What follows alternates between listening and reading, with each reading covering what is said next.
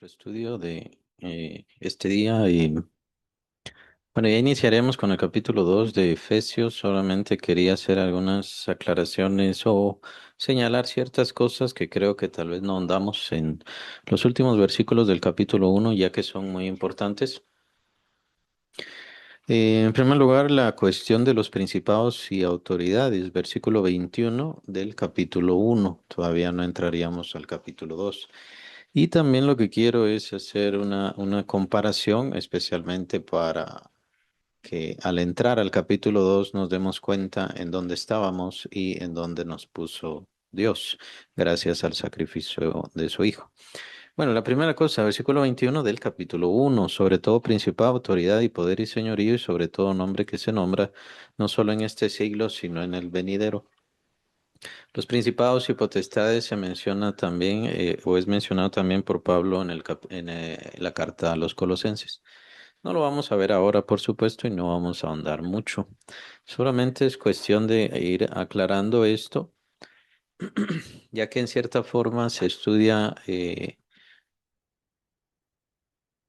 los poderes angelicales, por así decirlo, solamente considerando los ángeles como tales, pero no en su función, y es que en su función, hasta donde vemos, y lo va a mencionar acá Pablo, y también lo va a mencionar más adelante en esta misma carta. em, Se hacen jerarquías o se establecen jerarquías de orden, de ley, de autoridad, de dominio, precisamente para poder ser parte de este dominio e influencia de Dios sobre toda su creación. Hasta donde entendemos, así es como debe ser. Es decir, Dios opera por medio de sistemas, lo vemos en toda su creación, por medio de sistemas, por medio de orden, por medio de definiciones o definiendo también escalones, formas de gobierno en toda su creación. Pero a medida que va aumentando en dominio o en estrato, o especialmente cuando ya se trata de seres inteligentes y con decisión, entonces se opera en forma de principados y autoridades. Claro, este principado de autoridad que se menciona acá se refiere no solamente a los dominios angelicales, sino también a los gobiernos del mundo.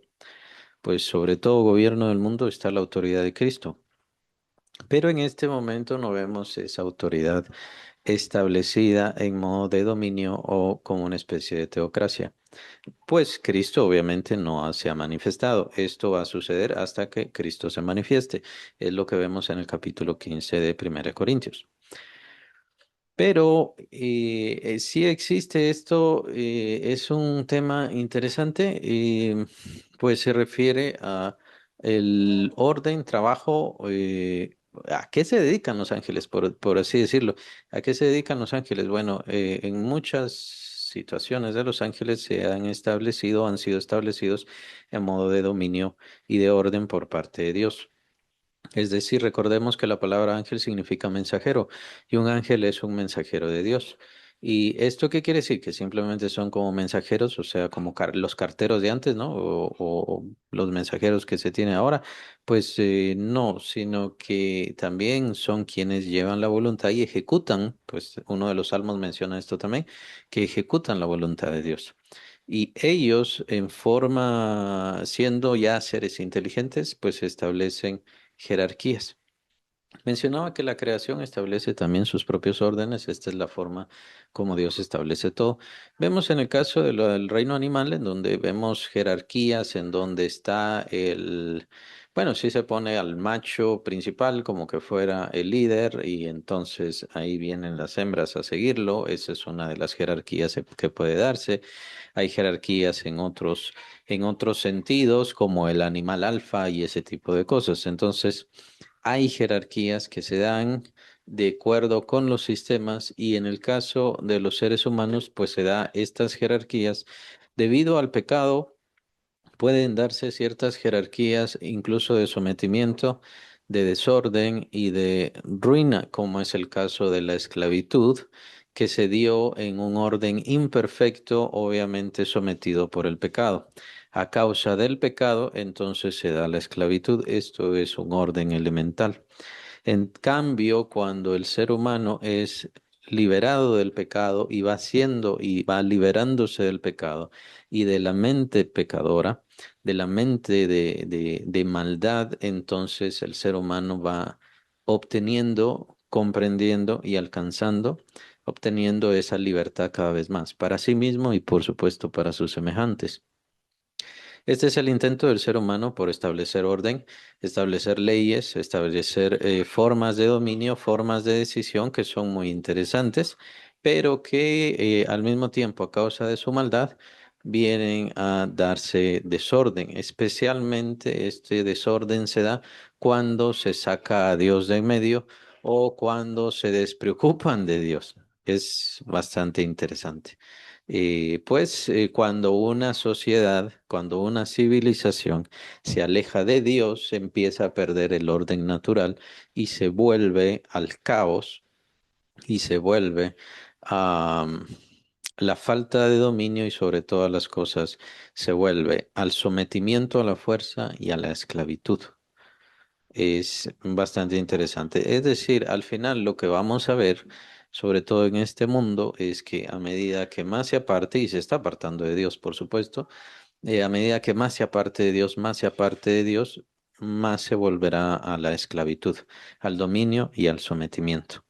Una civilización, para decirlo más claro, una civilización satánica o con demasiada influencia del demonio, siempre va a volverse al sometimiento brutal o el sometimiento bajo la fuerza, bajo la sangre, el derramamiento de sangre terrible y, por supuesto, se volverá a la esclavitud, al sometimiento de los pueblos, de la mente, de las intenciones y de los deseos, y de muchos sometidos a costa del beneficio de pocos, sea que tengan mucho dinero, mucho poder, mucho dominio.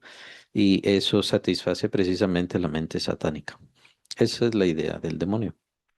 Entonces, la civilización se va pareciendo cada vez más al orden establecido precisamente por Satanás. No es un orden de libertad, no es un orden de bien, no es un orden de armonía, es un orden de sometimiento a la fuerza y eso es lo único que queda.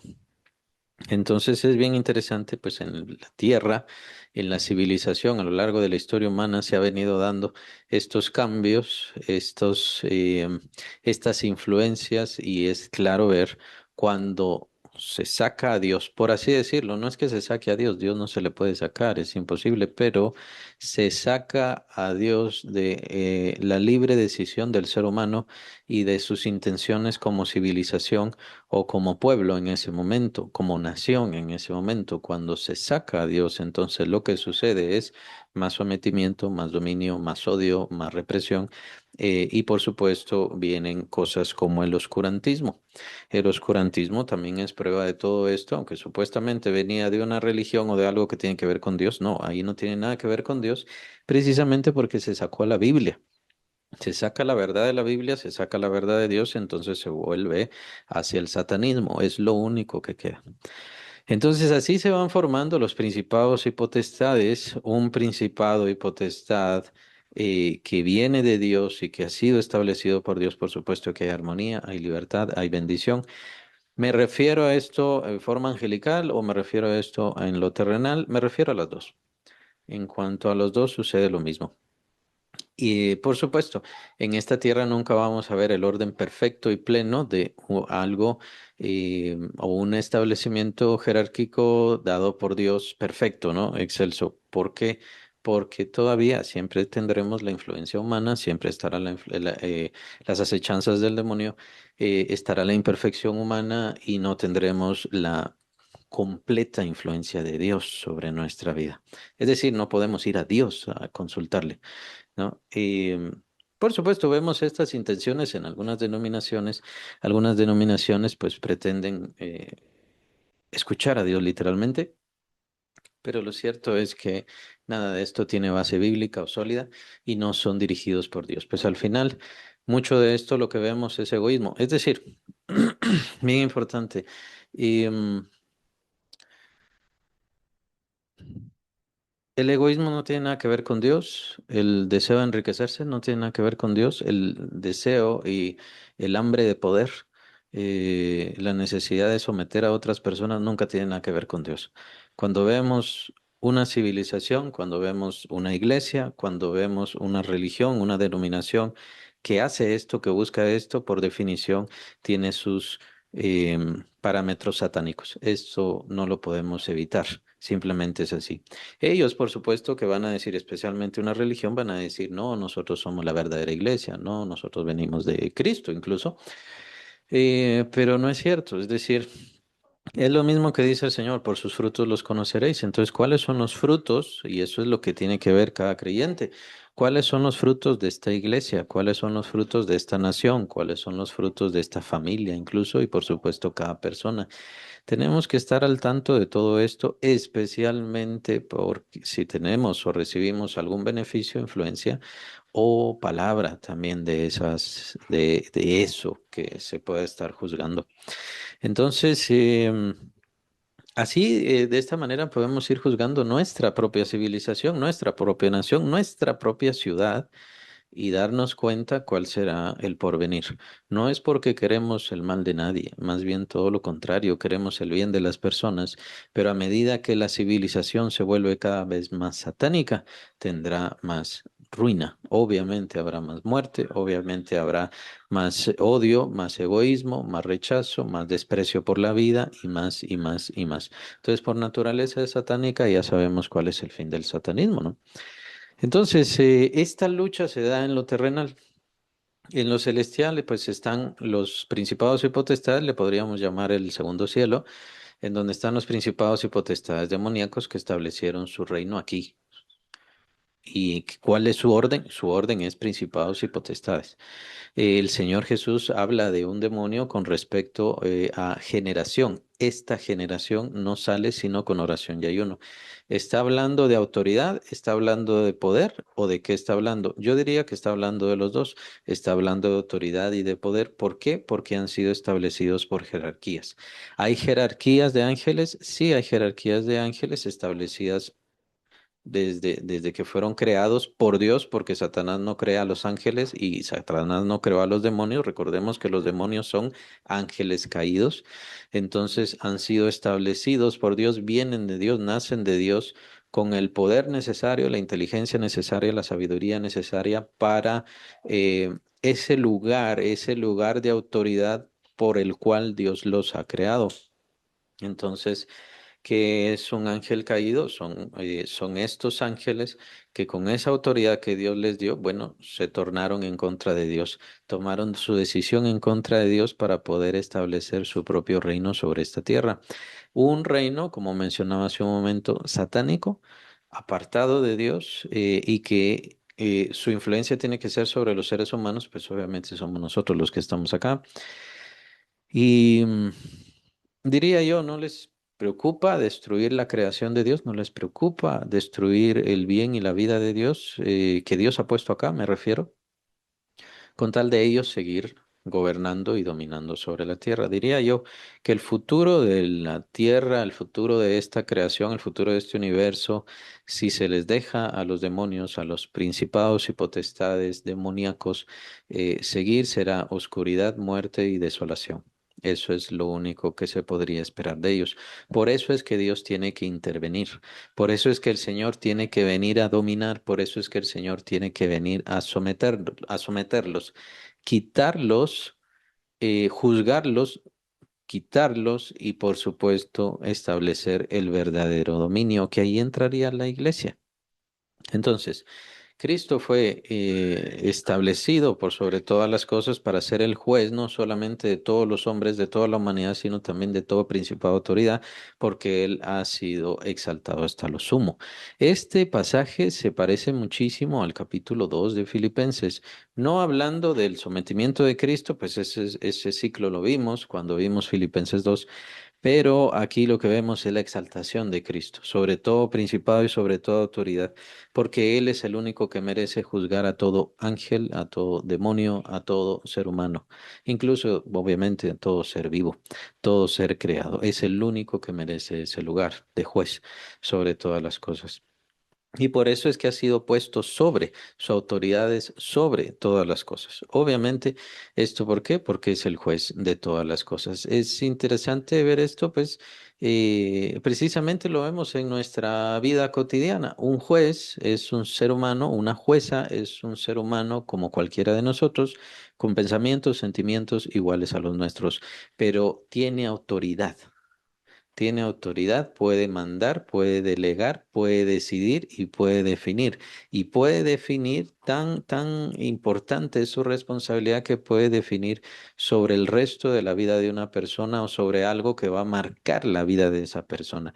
Puede decidir quitarle los bienes a tal persona, puede decidir quitarle la libertad a tal persona. Y aunque no se la quite completamente, se la puede quitar por unos cuantos años y aún así ese acto, ese evento de juicio va a definir el resto de la vida de esa otra persona.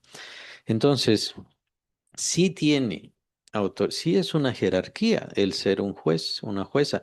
Tiene una jerarquía superior, pero por eso mismo, como tiene una jerarquía, una autoridad, una responsabilidad mayor, también será juzgado o juzgada con respecto a eso, de una forma mucho más severa o más crítica debido al lugar en donde está.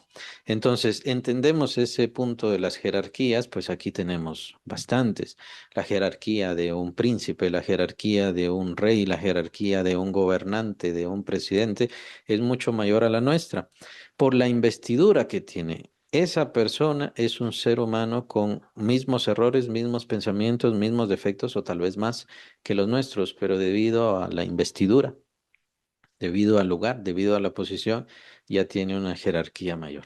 Bueno, en el caso de los ángeles, diría yo, no es tanto solamente la posición en la que está, sino la naturaleza que tiene. La fuerza, la calidad de fuerza o cantidad de fuerza, de potencia, de sabiduría, de conocimiento o lo que sea que tengan los ángeles. Obviamente aquí estaríamos hablando de jerarquías y jerarquías, estaríamos hablando de variaciones bastante grandes o pensar, especular en diferentes variaciones entre ángel y ángel, lo cual no existe en la Biblia. Sí lo vamos a ver y vamos a tener toda la eternidad para ver todo eso, pero ahora no. Pues obviamente llevaría mucho esfuerzo y mucho conocimiento tratar de descubrir y de entender todo esto. Solamente lo importante que transmite el apóstol Pablo es que Cristo fue exaltado más de todas esas cosas, más arriba de todas estas cosas. Esto porque será el juez de todo, será el juez de todos y va a definir cuál será el lugar eterno de todos nosotros. Sometió todas las cosas bajo sus pies y lo dio por cabeza sobre todas las cosas a la iglesia. Bueno, entonces aquí entra la otra parte. Sometió todas las cosas y lo dio por cabeza a la iglesia. Es decir, ¿qué quiere decir que sea Cristo la cabeza de la iglesia? Quiere decir que es la parte integral, obviamente, ¿no? La cabeza es la parte central, es la parte más importante del cuerpo. El cuerpo, obviamente, nos sirve, es importantísimo, es indispensable. Nos sirve para movernos, diferentes extremidades nos sirven para tomar cosas. Y por supuesto no podemos vivir sin corazón, sin hígado y todas esas partes de nuestro organismo. Pero la parte central, la parte que decide, la parte que define, la parte que determina, la parte que expone, la parte que produce, la parte que crea, pues obviamente es la cabeza.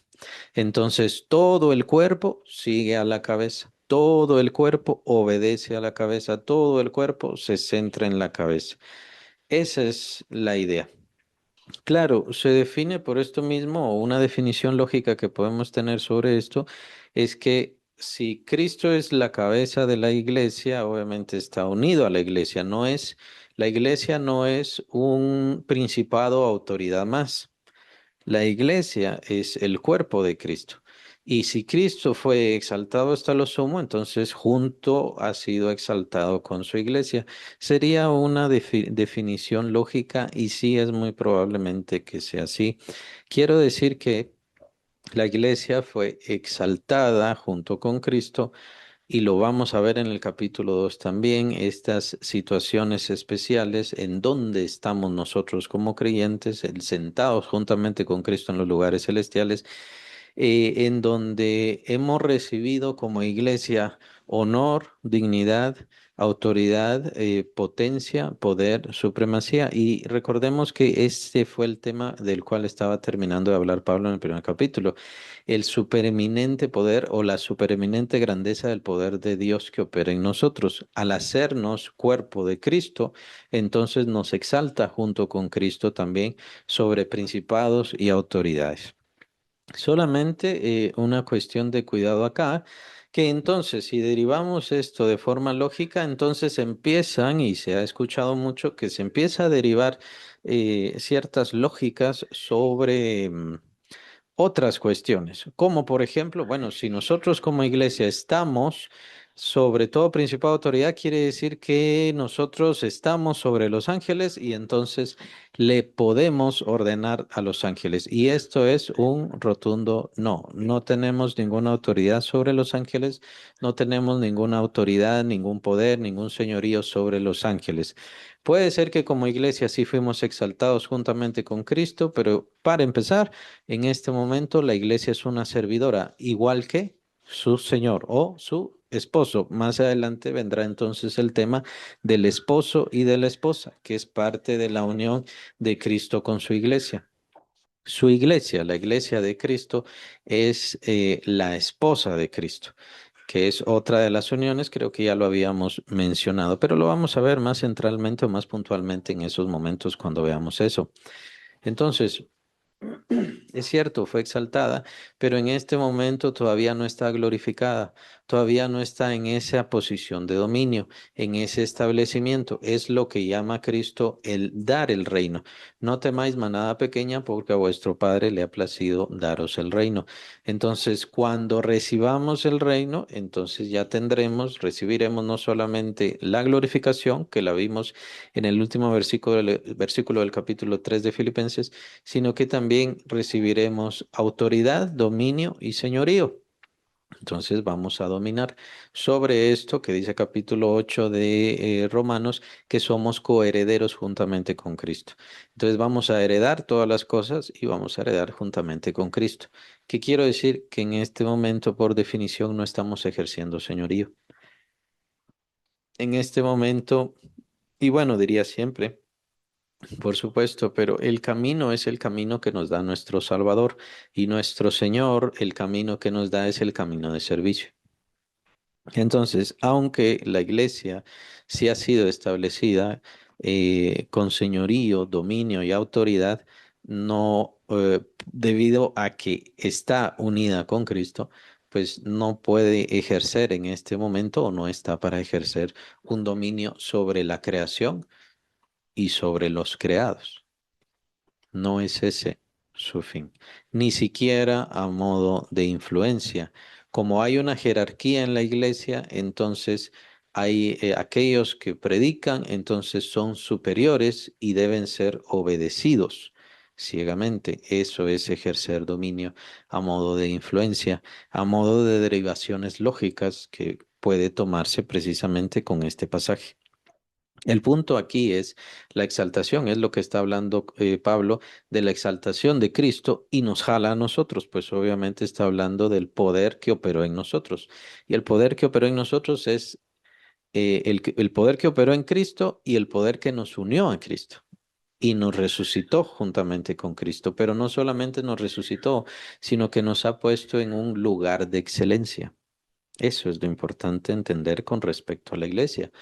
¿Qué es lo más excelente que hay sobre esta tierra? La iglesia, el cuerpo de Cristo. ¿Qué es lo más valioso y más importante sobre esta tierra? La iglesia, el cuerpo de Cristo.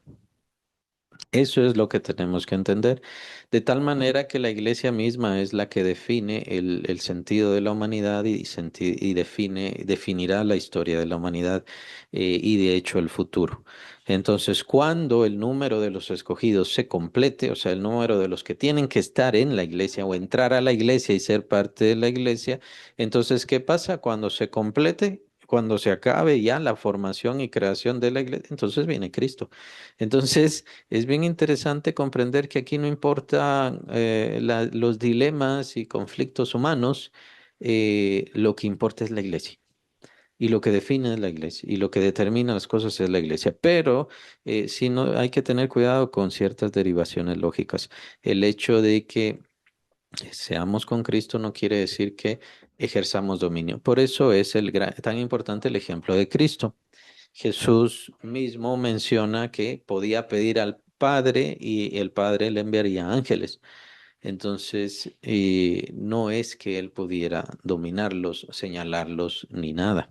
Cristo Jesús, siendo el Hijo de Dios, pues obviamente no se iba a desviar por medio de la presencia y forma de los ángeles. Por eso es que los ángeles le servían. Él era el Hijo de Dios. A nosotros nos sirven los ángeles, pero hay que tener cuidado con los ángeles. No porque los ángeles hagan algo, sino porque tenemos que entender que nosotros no debemos tener contacto con ángeles. ¿Qué pasa con los cristianos cuando empiezan a tener contacto con ángeles o piensan que tienen contacto con ángeles? Lo que empiezan a hacer es apartarse de Dios. Entonces, por eso hay ángeles que les interesa comunicarse especialmente con los creyentes y a estos ángeles, pues obviamente les llamamos demonios. Son instrumentos de Satanás, que lo que hacen es desviar a las personas, manifestarse de forma bella, luminosa, hermosa. Lo menciona Pablo en 2 Corintios, que Satanás se viste como ángel de luz y sus ministros también se visten como ángel de luz o ángeles de luz precisamente para desviar. La idea es desviar. Entonces, por eso es que no existe una comunicación como tal hasta que estemos ante la gloria de nuestro Señor. Entonces ahí vamos a tener ya comunicación con estos seres espirituales, con cuerpo espiritual que menciona Pablo también en el capítulo 15 de 1 Corintios, bien interesantes. Y ahí ejercerá la iglesia dominio sobre los ángeles. Bueno, lo menciona Pablo en una de sus cartas a los Corintios, que vamos a juzgar a los ángeles, por eso deberíamos aprender a juzgar ya. Pero no vamos a entrar a todo eso, es bien interesante todo esto, solamente quería aclarar de que aunque la iglesia ha sido exaltada y siendo parte de la iglesia, nosotros somos parte de esa exaltación o estamos también disfrutando de esa exaltación al mismo tiempo como creyentes, como siervos, como ministros, pues también tenemos que obedecer y seguir el camino de Cristo, que fue un camino de servicio. Es decir, aunque la iglesia es lo más importante sobre la tierra, la iglesia debe ejercer su función como servidora de esta tierra.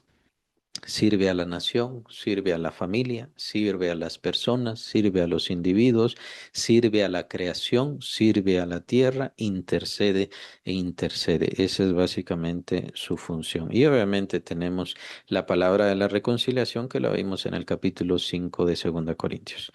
Es bien interesante el versículo 23, la cual es su cuerpo. No sé si vimos el 22 y sometió todas las cosas bajo sus pies y lo dio por cabeza sobre todas las cosas a la iglesia. Sí, sí lo vimos. Y versículo 23, la cual es su cuerpo, o sea, la iglesia es su cuerpo, dando a entender esta figura, sí, la importancia de la iglesia y la excelencia de la iglesia, está bien, pero la unidad de la iglesia con la cabeza y la dependencia de la iglesia con la cabeza. Es decir, la cabeza es Cristo, obviamente. Entonces, cuando la iglesia se separa de la cabeza, es decir, cuando el cuerpo se separa de la cabeza o la iglesia se separa de Cristo, entonces obviamente deja de ser iglesia. ¿Qué es a lo que se refieren algunas advertencias que da Cristo Jesús en los mensajes a las iglesias en Apocalipsis? ¿No? Entonces arrepiéntete de esto, deja de hacer aquello, empieza a hacer aquello, recuérdate de esto, porque entonces si no, quitaré tu candelero de su lugar. Entonces, ¿qué quiere decir eso? Que dejarás de ser iglesia. No estamos hablando de la salvación ni de cada creyente, estamos hablando en sentido colectivo. Bien interesante versículo 23, la cual es su cuerpo, la plenitud de aquel que todo lo llena en todo, en donde, bueno, cada quien tiene sus propios pensamientos y definiciones al respecto. Mi definición personal es de que estamos funcionando y estamos como iglesia sobre esta tierra funcionando como Cristo estaría funcionando. Y claro, no estamos funcionando y esto es lo bueno del orden que da el Espíritu Santo, los cuidados que da el Espíritu Santo, las precauciones que da el Espíritu Santo y las formas y orden que da el Espíritu Santo. No estamos funcionando de la misma forma en el ministerio de Cristo. ¿Por qué? Porque el ministerio milagroso, glorioso, especial de Cristo fue precisamente para Cristo, para señalar a Cristo y también para juzgar bastante al pueblo judío en aquel entonces. Es básicamente la misma historia con los apóstoles, aunque recordemos que el ministerio apostólico de los 12, o sea, de los 12 enviados de Cristo, pues obviamente los respaldaba a ellos y respaldaba la palabra. ¿Por qué? Porque de Jesús, directamente de sus manos, no tenemos nada, ni un libro, ni un escrito, ni ninguna cosa, solamente es el testimonio apostólico. Entonces es por el testimonio apostólico que se da el ministerio apostólico. Me refiero apostólico de los 12, no hay más apóstoles. No debemos pensar que haya más. El ministerio apostólico de los 12 tuvo que ser respaldado. Nosotros entonces, bueno, ¿estamos funcionando como Cristo? Sí, estamos funcionando como Cristo. Lo que pasa es que se ha perdido la confianza en la oración. Lo que pasa es que se ha querido establecer al ser humano en el lugar de Cristo. Y cuando pasa todo esto, es como que el cuerpo se está empezando a separar de la cabeza. Y eso es un imposible, eso no puede darse. Cuando entonces el cuerpo empieza a separarse de la cabeza, es decir, la iglesia empieza a separarse del dominio, de la función y de la dirección de la cabeza, que es Cristo, entonces eh, empiezan a desarrollarse las sectas, empiezan a desarrollarse las religiones, empiezan a desarrollarse los librepensadores, empiezan a desarrollarse tantísimas cosas malas que todavía vemos y que venimos viendo desde el principio, ¿no? Entonces, por eso es bien importante mantenerse en la realidad bíblica y en la certeza bíblica. El apóstol Pedro nos menciona de la palabra profética, la cual es bien importante que nosotros estemos asidos a ella como de una antorcha que brilla en medio de la oscuridad. Entonces, es esa la situación que tenemos y la única antorcha y la única luz que tenemos es la misma palabra de Dios. Entonces, aunque no actuamos y no tenemos el ministerio de Cristo, sí estamos actuando y haciendo las funciones y cumpliendo la misión de Cristo. Es bien importante comprender eso, ahí en el lugar en donde estamos, ahí en esa situación, cuando le hablamos a un amigo, cuando le hablamos a un vecino, cuando le hablamos a quien quiera que sea. Entonces, ahí estamos cumpliendo la función de Cristo, es la función de Cristo, es lo que Cristo quiere hacer. No se trata de ir a esta super iglesia o de buscar aquel super ungido o lo que sea, que también es una falsedad porque un ungido es Cristo y el único ungido es Cristo. Nosotros tenemos la unción del Santo, que es el Espíritu Santo. Cristo Jesús, o es decir, Cristo significa ungido y Él es ungido porque es el único que recibió el Espíritu Santo. Nosotros recibimos al Espíritu Santo porque es la unción de Cristo. Por eso es que la recibimos y aquí estamos viendo esta unidad integral de que nosotros somos parte del cuerpo o miembros del cuerpo, por lo tanto tenemos al Espíritu Santo de Cristo Jesús, por eso es que lo entrega.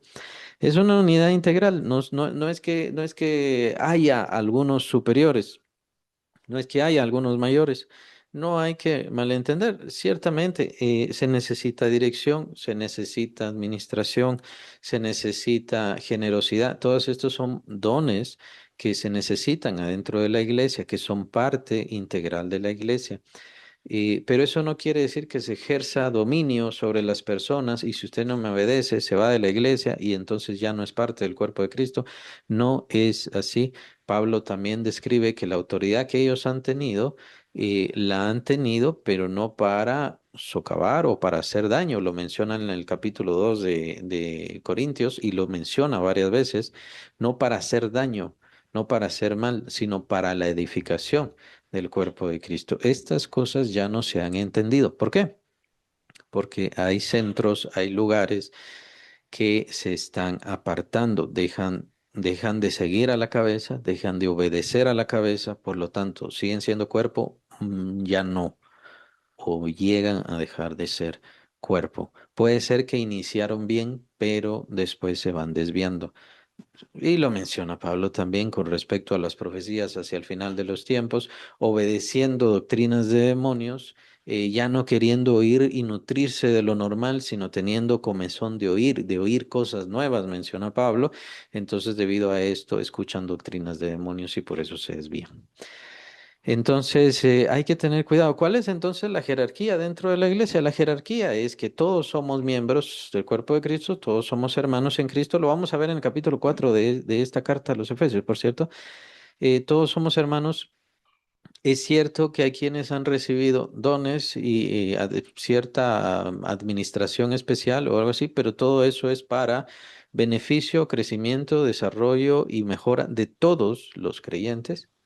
Es decir, si yo tengo dones y he recibido cosas del Espíritu Santo, es para servir a mis hermanos en Cristo y que ellos crezcan. No es porque yo soy mayor, no es porque yo soy más importante, no es porque yo estoy en el lugar más importante. De hecho, el recibir bendiciones, el recibir dones por parte del Espíritu Santo me convierte más en un siervo, ya no en un hijo que solamente recibe, recibe, recibe y quiere comer y alimentarse, sino en un siervo que está y existe y su propósito es para beneficio de los demás. Entonces, esa es la naturaleza del servidor. No es porque está por encima de todos y quien no me obedezca no es de Cristo, no le pertenece a Cristo. No, todas esas son mentiras y son parte de las jerarquías satánicas. Por eso hay que tener cuidado con eso. El único que está encima, el único que está por sobre todo es la cabeza, que es Cristo Jesús, el único superior en la iglesia. De ahí todos somos hermanos en Cristo y quienes sirven se han hecho ministros, siervos, diáconos. Diácono significa servidor de mesa, como decir un mesero, por así decirlo, y es eso lo que está haciendo el que sirve. Se dedica, se dispone a humillarse para poder servir a los demás hermanos. Y es bien importante esta forma de entenderlo, pienso yo, porque en el Evangelio y nosotros como creyentes existe la exaltación y la humillación al mismo tiempo. Conviven y deben convivir. El que fuimos exaltados, pero al mismo tiempo debemos mantenernos humildes. Entonces, a medida que yo obtengo más, tengo que entender que debo servir más, que debo someterme más, que debo rendirme más. ¿Esto por qué? Para que los dones no me vuelvan egoísta, ególatra, piense que soy más importante o piense que el que debe brillar soy yo. No debemos brillar nosotros, el único que debe brillar en la iglesia de Cristo es, obviamente, Cristo. Y solamente Él merece la gloria y la honra. Entonces, a medida que yo recibo más beneficio de Dios, en realidad lo que recibo es más responsabilidades y para poder cumplir esa responsabilidad debo someterme más y más como lo hizo mi maestro. Y si yo soy discípulo del Salvador, entonces debo someterme y rendirme más a Él. No se trata de que los creyentes se parezcan más a los siervos, esa es una falsedad, esa es una mentira también demoníaca. El creyente debe parecerse más y más a Cristo. Entonces siempre está esta exaltación y humillación. ¿Para qué? Para hacer equilibrio. Dios nos levanta, pero también bueno, podemos usar la palabra humilla, pero no es que nos humille como que nos denigre, no nos denigra, sino que simplemente hace que tengamos una mente coherente, no nos exalta demasiado, no nos baja demasiado, sino que mantiene un equilibrio en nosotros. Y al ver esto del supereminente poder de Dios en nosotros, juntamente con Cristo, ponernos sobre todo principal autoridad, bueno, es bien importante también comprender de dónde venimos. Y es precisamente el principio del capítulo 2. Em, Ahora, al decir yo que no podemos ejercer dominio sobre los ángeles como tal, o sea, no le decimos a los ángeles de Cristo, hagan esto, hagan aquello, porque para empezar ni lo sabemos, ni somos quienes definimos sobre estos seres superiores cuál es su función o qué o cómo deben cumplirla. Eso es imposible. Pero sí podemos reprender a los demonios, eso sí, sí tenemos autoridad sobre los demonios y podemos reprenderles. Aún así, puede ser que nos topemos con alguno que otro más fuerte, más severo, y entonces se aplica aquello que menciona el Señor Jesús con aquel endemoniado después del monte de la transfiguración, en donde dice, esta generación no sale sino solamente con oración y ayuno. Por otro lado, está también la cuestión de que no nos interesa reprender demonios de un no creyente. ¿Por qué? Porque va a regresar, la casa está vacía. Y ordenar la casa es imposible sin Cristo. Pero de todas maneras, si reprendemos a los demonios de ese no creyente, solamente van a regresar y su situación será mucho peor. Tomemos en cuenta que la única autoridad que expone y que reprende y que hace ahuyentar a Satanás, pues es la autoridad de Cristo. Después otras cuestiones más bien son acuerdos. Aquí entraríamos a cuestiones de acuerdos que ha hecho Satanás con algunas religiones, con algunas sectas, con algunas situaciones.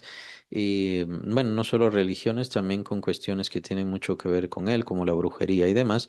No es que tengan autoridad sobre los demonios, sino que tienen un acuerdo con los demonios.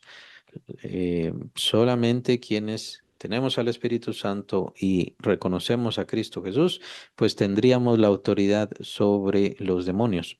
¿Para qué? Para reprenderlos, no para guiarlos, ordenarles, ni mucho menos convencerles. Solamente para reprenderles, pues no es nuestra función y nuestro lugar definir qué tienen que hacer ellos o qué es lo que tiene que pasar con ellos. Solamente quería hacer esa aclaración con respecto a esto de principados y autoridades. Probablemente regresemos al tema también en Colosenses, porque también se menciona esto en Colosenses. Es bien interesante. Pero ahora entramos al capítulo 2, específicamente versículo 1, de dónde hemos salido. Bueno, venimos del capítulo 1 cerrándolo, en dónde nos ha puesto Cristo y ahora es como que nos hace humildes, ¿no? Quiere hacernos entender que debemos ser humildes para que comprendamos de dónde nos ha sacado. Y este pasaje del capítulo 2 es fundamental para el evangelismo, fundamental. Es de los más importantes, de los principales, el que más utilizo para evangelizar, así como obviamente los pasajes elementales de Romanos, Romanos 3, Romanos 6 y demás. Versículo 1 del capítulo 2 dice, y Él os dio vida a vosotros cuando estabais muertos en vuestros delitos y pecados. Bueno, ¿cuál es la condición del ser humano? ¿Cuál es la condición de todos nosotros? Ser humano, me refiero sin Cristo. ¿Cuál es la condición de todo ser humano? Muertos en vuestros delitos y pecados. Esa es nuestra condición. Recordemos que muerto significa estar separado. Y esta muerte o esta separación va a tener su efecto en todo, en cada parte de nuestro ser. En primer lugar, en lo espiritual. Por eso es que nuestra relación con Dios está muerta. Estoy hablando obviamente sin Cristo, todo ser humano. Nuestra relación con Dios está muerta. Es decir, estamos con Dios separados. Estamos de Dios separados como seres humanos. Eso es el principio. Por eso es que ningún ser humano entiende a Dios, comprende a Dios, conoce a Dios. Lo que conocemos de Dios es lo que Dios ha querido exponer, es lo que Dios ha querido dar. Y esto no es exclusivo de una sola persona. No es una persona que sí conoció a Dios. No existe ni una sola persona que solamente ha conocido y ha conocido todo de Dios. Dios se ha querido manifestar y se ha querido manifestar a lo largo de los siglos, exponerse a sí mismo a lo largo de los siglos a través de diversos siervos, a través de diversos ministros, a través de diversas situaciones de vida. Me refiero a, por ejemplo, David era un rey. Y obviamente vino de ser pastor. Y Isaías era un príncipe, Jeremías era un sacerdote, Moisés era otro príncipe, pero príncipe de Egipto. o al menos así fue educado. Sabemos que era obviamente hebreo, pero él era un príncipe y fue tomado de ahí.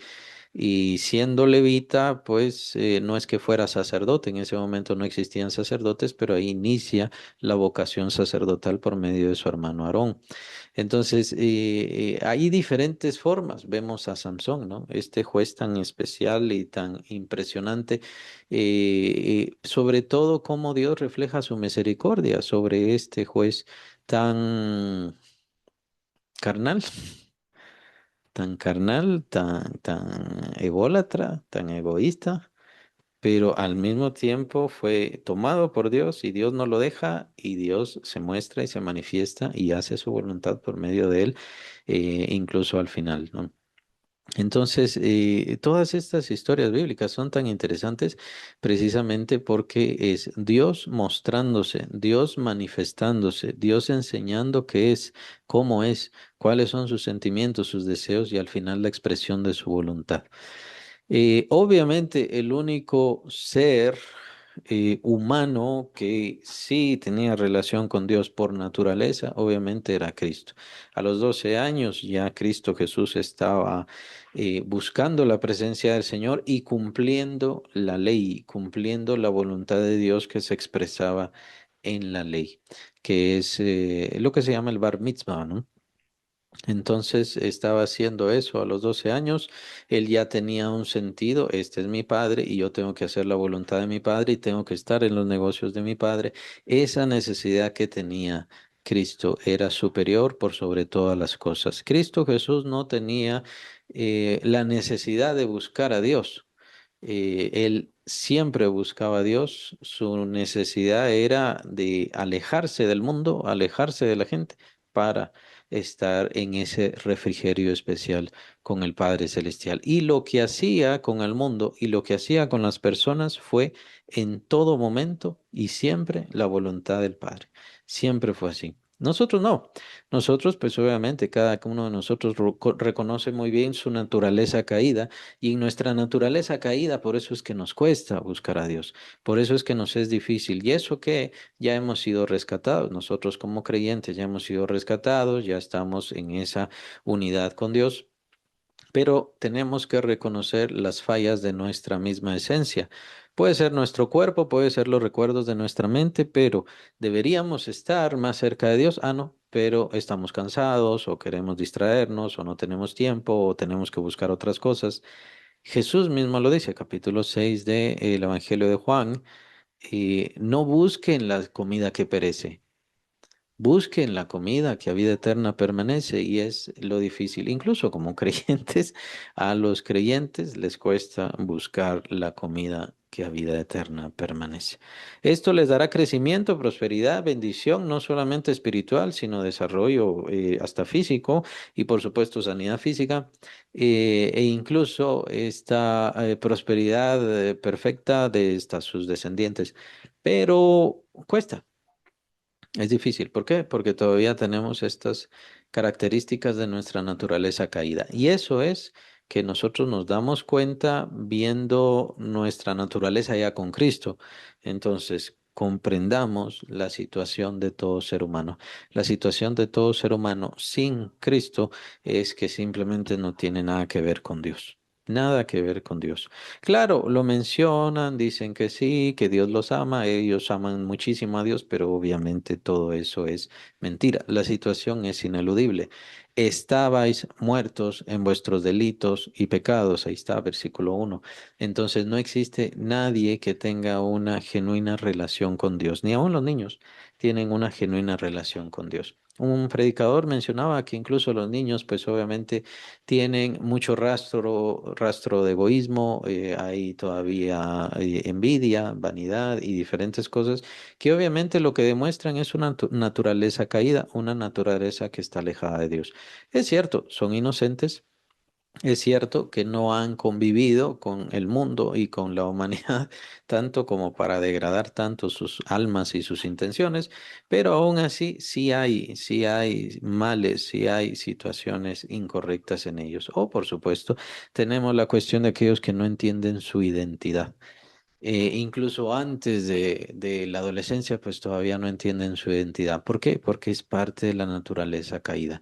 Es el hombre caído, está confundido, está sin comprensión. No existe una relación formal entre ningún ser humano sin Cristo, obviamente, con Dios, porque no le conocen, no entienden qué es Dios, cómo es Dios, qué hace Dios, qué desea Dios, qué busca Dios. Puede ser que sí y crean que Dios existe. Puede ser un desarrollo lógico que lo tengan desde entonces. Puede ser un cierto atisbo de fe que puede darse y que puede quedar en los corazones de las personas, dado por Dios para que las personas quieran buscar a Dios. Es cierto, puede darse eso, pero eso no quiere decir que conozcan a Dios, ni muchísimo menos que tengan una relación con Dios. Están muertos en sus delitos y pecados. A causa de estar en delitos y pecados, bueno, lo primero que se rompe es la relación con Dios y obviamente ¿qué queda? Lo que queda es un alma que va degradándose y degradándose lo vamos a ver más exactamente en el versículo 2 que va degradándose cada vez más con el paso de los años. Y lo vemos, precisamente mencionaba el ejemplo de los niños. Un niño, un alma inocente, un alma que tiene mucha bondad, no es perfecta bondad, pero tiene mucha bondad. Tiene inocencia, no es completamente inocente, pero tiene inocencia. Cuando empiezan a entrar todos estos efectos de las hormonas y demás cosas, y los efectos, la influencia del mundo, pues obviamente viene mal en su corazón. Capítulo 8, versículo 21 de Génesis es la palabra de Dios que dice claramente, la intención del corazón del hombre desde su juventud siempre es inclinarse hacia lo malo. Esa será siempre la intención del corazón del hombre. Con esto quiero decir que los niños, bueno, ahí entraríamos a otra cuestión, pero simplemente es la aclaración, quería hacer la aclaración de que un niño está caído, arruinado, alejado de Dios y apartado, y por ende, si muere siendo niño, se pierde. Pues no, la respuesta es no, por la aclaración que nos da Cristo. Cristo Jesús dice, dejad a los niños venir a mí, porque de los tales es el reino de los cielos. O sea, Cristo Jesús salva a todos los niños que pierden su vida en este mundo siendo niños. Tomamos la autoridad de Cristo y eso es más que suficiente. Para quien no sea suficiente, bueno, entonces le aconsejo que revise su fe. Sí está muerto en delitos y pecados, obviamente como todo ser humano, pero a causa de esta salvedad y de esta autoridad que nos da el Señor, pues obviamente lo reconocemos así. Y, ¿qué pasa entonces con el alma? El alma es como que va enredándose en delitos y pecados, es decir, va enredándose en odio. Todos esos listados los ha dado el apóstol Pablo claramente en Gálatas, el odio, la maldad, los celos y envidias y todo esto. Entonces el ser humano va haciendo cada vez más y más su vida de todo esto y esto lo que hace es una ruina sobre su alma. Pablo nos menciona en el capítulo 1 de Romanos la ruina del alma, incluso que llega hasta la mente del ser humano. La mente empieza a nublarse. La mente, dice Pablo, empieza a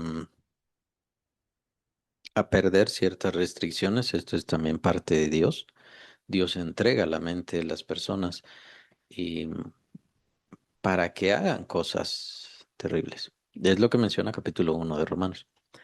El corazón se entenebrece, es decir, los sentimientos, el corazón se vuelve cada vez más duro, sería la expresión del Señor Jesucristo, y empiezan a hacer actos que no corresponden a su naturaleza y que no son correctos ni dignos para ellos. Cosas que los denigran, que los humillan, que los arruinan y que son contrarias a su forma de ser.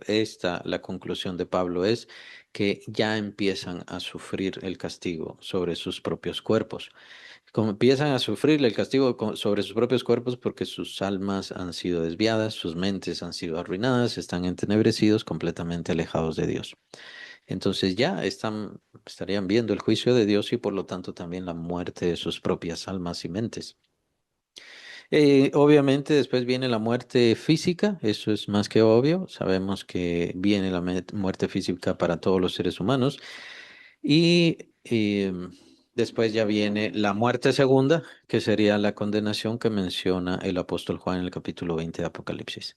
Entonces, la muerte, aunque es paulatina, o por etapas, o por estratos, o por partes de nuestra esencia y de nuestro ser, pero de todas maneras es muerte total. Es parte de la desviación, ¿no? Es parte misma de del corazón entenebrecido y de una mente desviada. El hecho de no lograr comprender su propia situación, la ruina de su propia alma, la ruina de su propio ser, no es solamente el alma, es todo el ser que está arruinado, desviado, apartado de Dios, lejos de toda verdad, de toda realidad. Es como una persona que está cayendo, ¿no? En un abismo y simplemente no se da cuenta, o mientras está cayendo solamente está riendo. Es lo ilógico, es lo fuera de toda razón que tiene todo ser humano. ¿Y esto por qué? Porque obviamente no tienen la palabra de Dios viviendo en ellos, porque ellos no se dejan guiar por la palabra de Dios. Cuando nosotros le decimos esto a una persona, es un poquito como, como, como choqueante, ¿no? Como da como una especie de molestia, irritación. Hay quienes les irrita. No, yo estoy vivo. No, no está vivo. Está vivo su cuerpo, pero el alma está muriendo, y la mente está denigrándose, arruinándose y solamente se espera la muerte física. Eso es lo único que puede pasar. Pensamos que la salvación que da Cristo es parte también de lo incorrecto de pensar. Muchos cristianos piensan así, que la salvación que da Cristo solamente se refiere a la salvación de la muerte, ¿no? Es decir, vamos a morir, pero Cristo nos va a resucitar y obviamente ya tenemos esa salvación. Cuando no nos damos cuenta que la muerte que se recibe por causa del pecado es una muerte total. Es una muerte en cada parte de nuestro ser. Cada parte de nuestro ser va muriendo, va decayendo, va arruinándose, va degradándose, va corrompiéndose.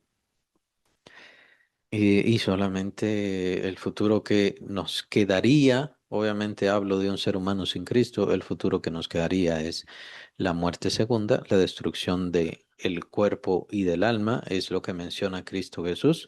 En el lago de fuego es la muerte segunda.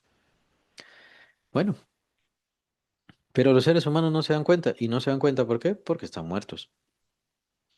No tienen conciencia, no tienen luz. Eso es lo importante también de este otro símbolo, el símbolo de la oscuridad y el símbolo de la luz de Cristo, que empieza a manifestarse en la persona. Entonces, hasta entonces se da cuenta. Nosotros todos tenemos como creyentes esa expresión, si es que somos creyentes de verdad. Digo porque y ahora cualquier cosa se le dice creyente, pero el creyente de verdad ha tenido esa de despertar. Porque si no ha tenido de verdad ese despertar, entonces difícilmente podría llamarse creyente. El despertar en donde se da cuenta por la palabra, se da cuenta por la verdad del Señor, se da cuenta cuál es su situación sin Él y en dónde estaba sin Él. Y por supuesto cuál era su futuro, el único futuro que le quedaba, que era la condenación y era bien merecida. Aquí no es Dios el que es un juez malvado y entonces está sometiendo a estos pobres humanos. No, Dios es el juez justo, Dios es juez bueno y perfecto y es el ser humano el que desea, el que pide su propia ruina y su propia maldad. Esto es una cadena de sucesos. Esto no es de la noche a la mañana, es una cadena de sucesos. Por eso es importante esta visión de un niño, como todos, nacimos como niños y éramos inocentes, pero ¿y qué pasó con esa inocencia? ¿Qué pasó con esa dulzura, si queremos verlo así? ¿Qué pasó con eso? Esa libertad. Ah, bueno, se fue degradando, arruinando, destruyendo en base a actos, procesos, deseos, malas decisiones, perversidades que por supuesto al final nos llevarían a la condenación. Esa es la verdadera situación de todo ser humano y solamente por medio del Evangelio, solamente por medio de la verdad bíblica, solamente por medio de la enseñanza de la palabra se pueden dar cuenta que esa es su situación. Entonces viene el despertar, porque entonces viene la cruz de Cristo en donde se dan cuenta que la única salvación, la única forma de encontrarse con Dios es por medio de la cruz de Cristo Jesús, por medio de el Salvador, el único Salvador. Más o menos este fue el despertar de Martín Lutero, en donde él estuvo buscando por medio de la religión, por medio de las formas, por medio de las leyes, sea divinas o formas éticas y demás, el ser cada vez más justo, cada vez mejor, estar mejor delante de Dios y lo único que encontraba es que no podía ser justo. Por más que se confesara, por más que hiciera diversas eh, formas, tradiciones, sometimientos, probablemente hasta ciertas cosas dolorosas, pues obviamente la religión en la que estaba era una religión de dolor y sufrimiento. Por medio de eso, entonces él buscaba la justificación hasta que ve en el capítulo 1, es donde brilla la luz. Hasta que ve en el capítulo 1 de Romanos, en donde la justicia de Dios viene por fe y para fe. Entonces es una confianza, no es por actos, no es una lucha, no es una búsqueda, es por medio de confiar. ¿Confiar en quién? Confiar en Cristo Jesús.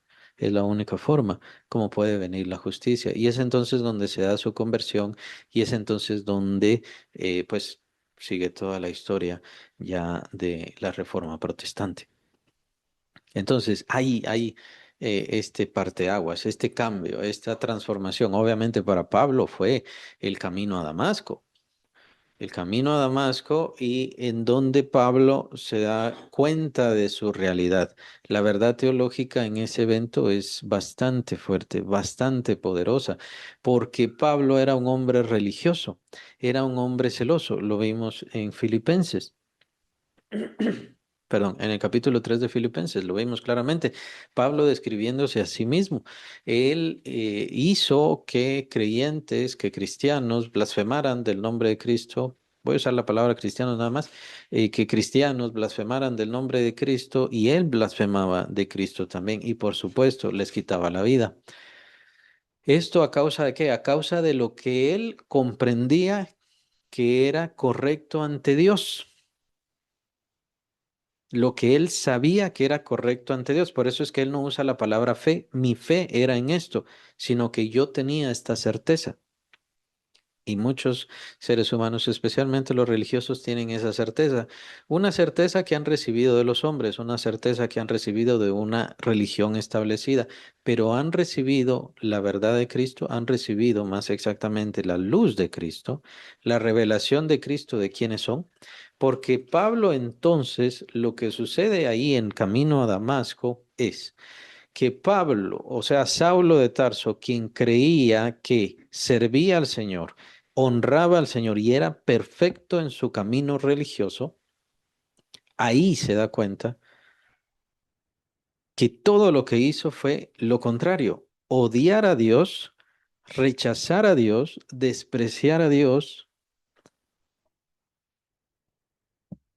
y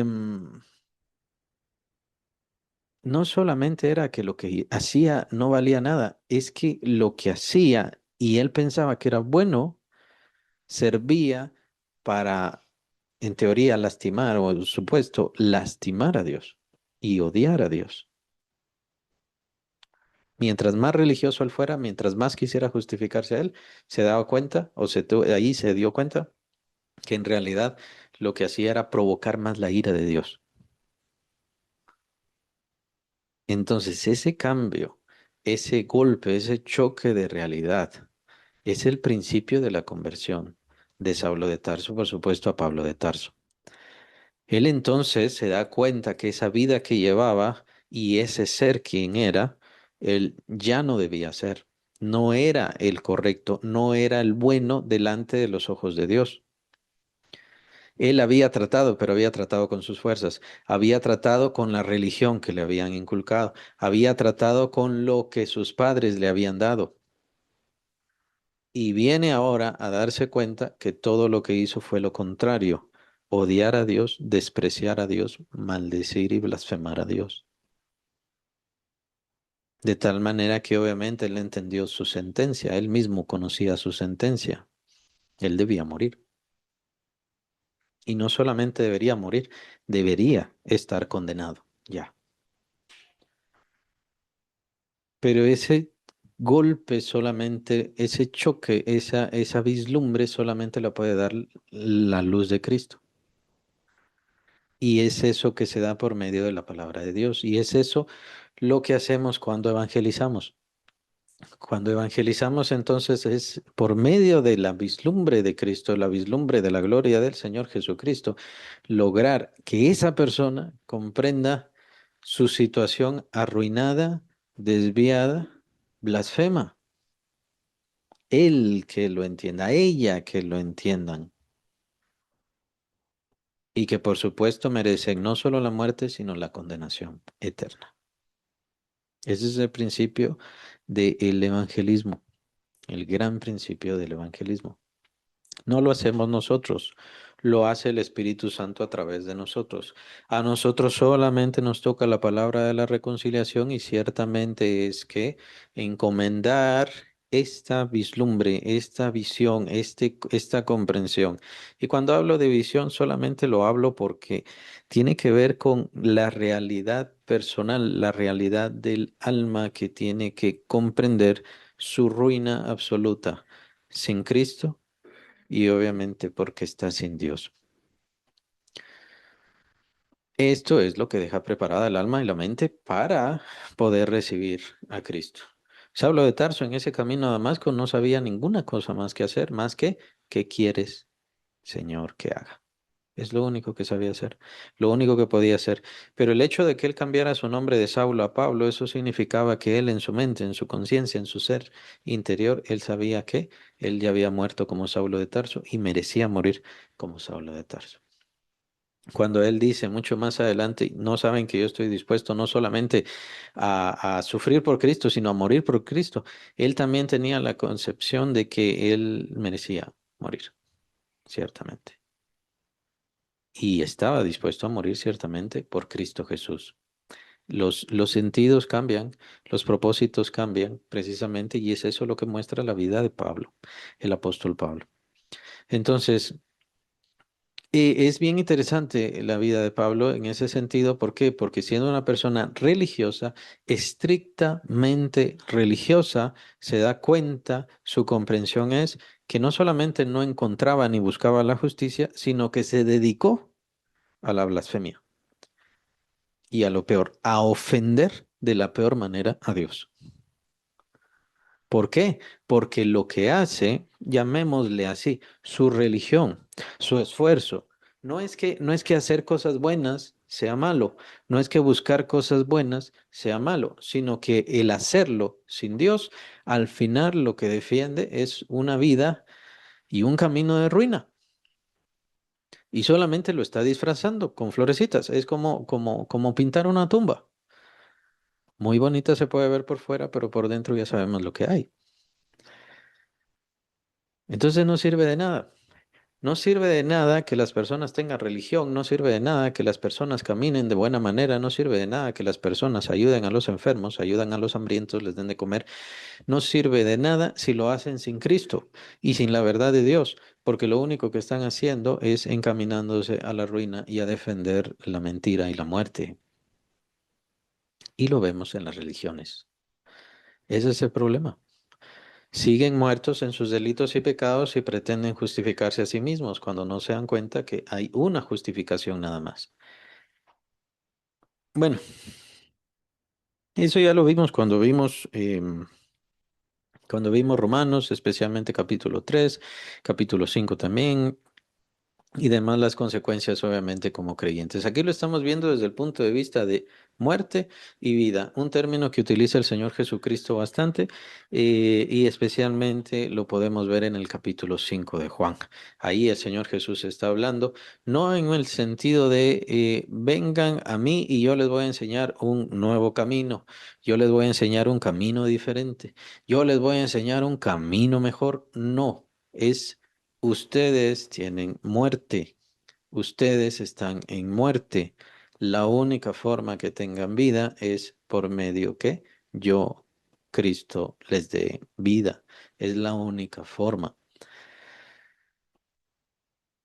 Si esa religión no tiene eso, entonces usted continúa en muerte. Si ese camino todavía no le ha dado ese sentido en donde entiende que antes estaba muerto, que antes estaba muerta y ahora tiene vida, entonces todavía se mantiene en esa muerte. Esa transformación es lo que llamamos la conversión.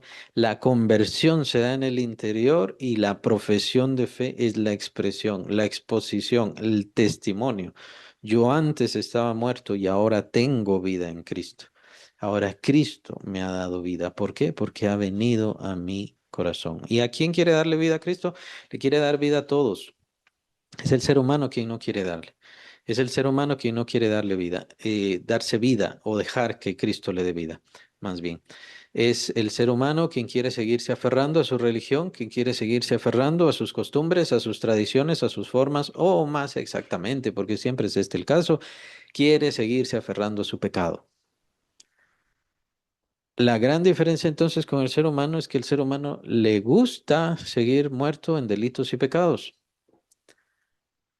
O quienes pues ya no queremos estar muertos en delitos y pecados y recibimos vida en Cristo Jesús. El Señor Jesús lo dice más exactamente en el capítulo 3 de Juan. Esta es la condenación, que la luz vino al mundo, pero los hombres amaron más las tinieblas que la luz.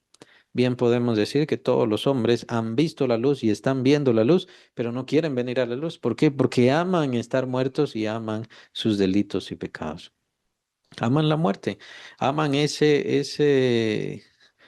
ruina, aman esa pérdida de juventud, y en eso es en lo que se quieren concentrar y quedar. En esos placeres que apenas van a ser, no solamente son fugaces, no solamente son efímeros, sino que van a acabarse tarde o temprano. Y prefieren quedarse con eso que el tener vida, que el tener eternidad, que el tener propósito, que tener deseo de Dios. Eso es lo triste y eso es lo difícil. No es que los hombres no entiendan, no es que los hombres no conozcan, los hombres han visto la luz de Cristo y han despreciado la luz de Cristo, especialmente en los tiempos que estamos viviendo. Claro, ¿qué nos toca a nosotros? Nos toca seguir predicando. Nosotros ya somos creyentes y nosotros hemos visto esa luz y estamos aferrados en esa luz. Y no podemos regresar a nuestra condición anterior. Puede ser que cambiemos de iglesia, puede ser que cambiemos de denominación y cada quien tiene su propio cuidado, responsabilidad y cada quien dará cuentas ante el Señor, por supuesto, pero no vamos a cambiar la luz de Cristo. Si yo he recibido la luz de Cristo, yo reconozco mi situación de muerte en la cual estaba y por supuesto necesito mantenerme en esa luz constante. Y es lo que vamos a ver más adelante. Pero empieza el apóstol Pablo con esta forma elemental, esta forma básica. Estábamos sepultados, es decir, nosotros ya estábamos ahí en el cementerio, nosotros estábamos ya ahí arruinados, ya sin vida, ya sin propósito, y entonces viene Cristo y nos da vida. Dios nos da vida en Cristo Jesús. Esa es la vida cristiana, la verdadera vida cristiana. Ese es el verdadero sentido. De hecho, por eso, y aclaro, esa es la razón por la cual a veces solo digo cristianos o no quiero decirle creyente a ciertos grupos o en ciertas formas, porque a veces los cristianos, que es un poquito más general, los cristianos no actúan como cristianos, no actúan como nacidos de nuevo, no actúan como que han regresado a la vida. Solo se adhirieron, solo empezaron a asistir. A veces asisten a una iglesia porque les gusta la muchacha o porque les gusta el muchacho. Y esa es la única razón por la cual están en la iglesia, pero no se da cuenta que estaba muerto, que está muerto o sigue muerto. El cambio es personal, la transformación es personal. Ahí empieza el supereminente poder del versículo 19 del capítulo 1. Ahí lo tienen en esa misma página. ¿Cuál es la supereminente grandeza de su poder para con nosotros? ¿Cómo? Estábamos muertos ya, olvidados ya, desposeídos ya. Y entonces viene el poder de Dios a darnos vida otra vez. Vamos a seguir viendo esta condición de la ruina humana, pues el apóstol Pablo la describe muy amplio, muy claro y hay que dedicarle bastante tiempo ya en el versículo 2 y demás. Y por supuesto la exaltación del creyente como tal, siendo parte y miembro del cuerpo de Cristo, la iglesia del Señor Jesús, que ahora ya tenemos que tener claro ese concepto y Pablo va a seguir exponiéndolo y exponiéndolo a lo largo de...